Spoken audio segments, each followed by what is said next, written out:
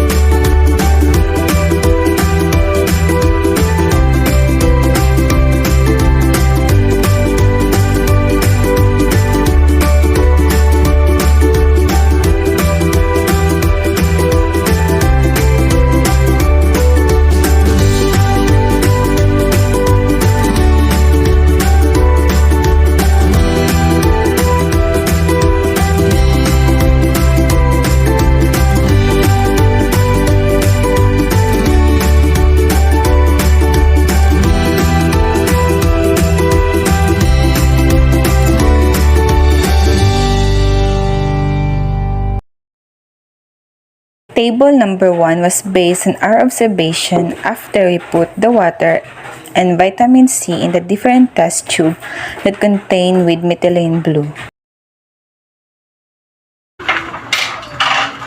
Same observation with table number 1. As you can see, the table number 2 was all about testing the food if there is a vitamin C content. Because the more solution we put in the methylene blue, the lesser vitamin C content, and vice versa. So, the liquid being tested are fresh orange juice, fresh lemon juice, fresh pineapple juice, raw cabbage, cooked cabbage, canned tomato, and fresh tomato. The number of drops represents if there is a vitamin C content, and all of them has a vitamin C. However, the raw cabbage and canned tomato has a smaller amount.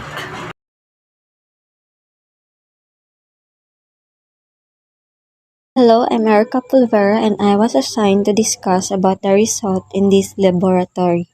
So we have methylene blue as our basis, and if there's positive in vitamin C, it's supposed to change color as we add drops.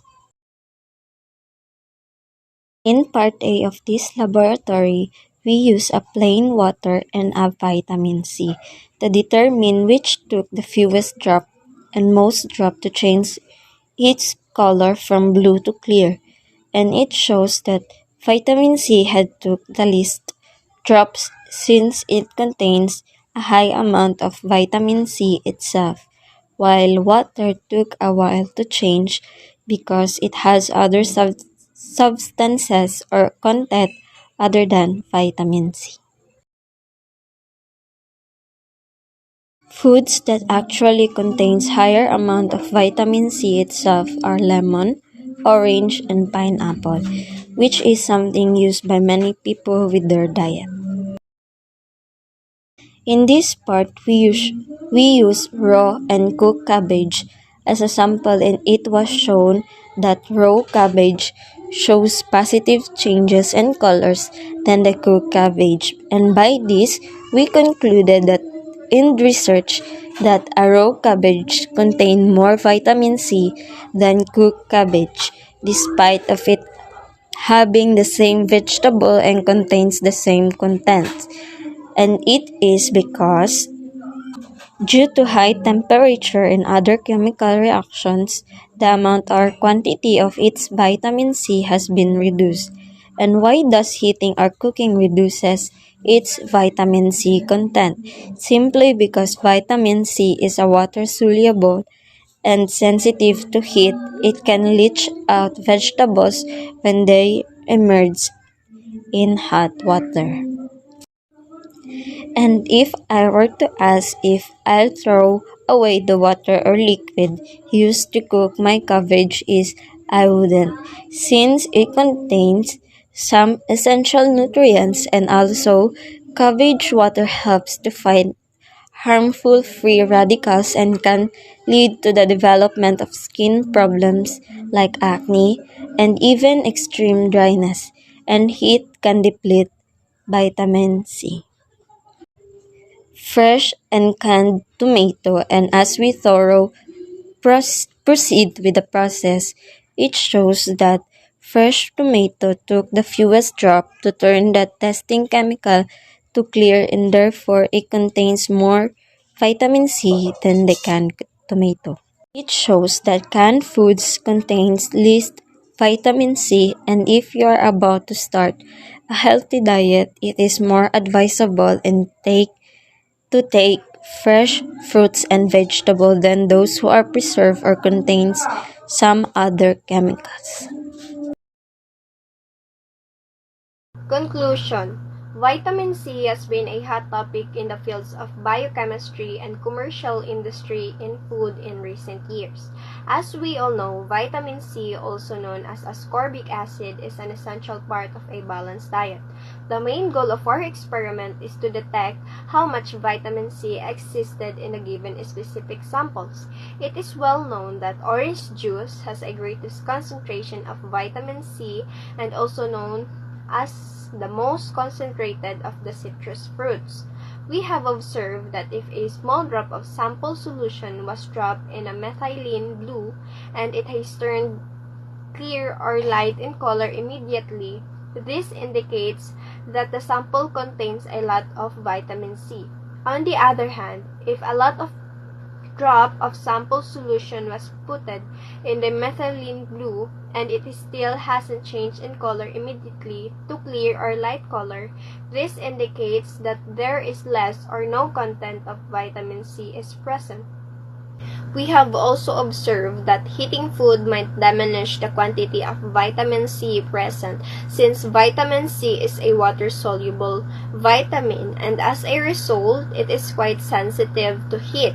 Furthermore, it was also observed that canned goods or foods only contains a small amount of vitamin C because most of the vitamin C is lost during the process before canning. Therefore, if you want to increase your vitamin C intake, it is recommended that you consume the raw food because all of the vitamin C is still present in the food.